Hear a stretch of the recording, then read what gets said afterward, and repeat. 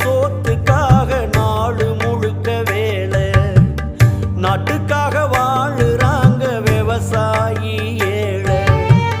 ரத்தத்தைய வேர்வ போல சிந்துறாங்க பூமியில, கஷ்டப்பட்டு பலனும் இல்ல, கண்ணீரு தான் கண்ணுல.